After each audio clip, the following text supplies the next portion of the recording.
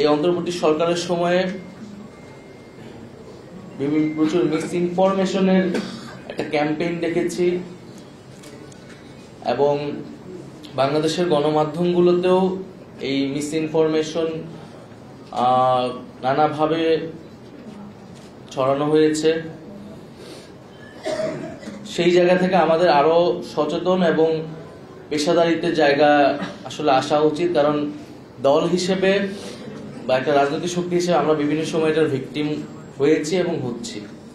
আমাদের বিভিন্ন সময় বিভিন্ন কথা ভুলভাবে স্থাপন করা হচ্ছে এবং একটা মিডিয়া কর্তৃক একটা রাজনৈতিক মেরুকরণের চেষ্টার জন্য বিভিন্ন সময় আমাদের বক্তব্য কোর্টকে ভিন্নভাবে উপস্থাপন করা হচ্ছে। তো সেই জায়গা থেকে আমরা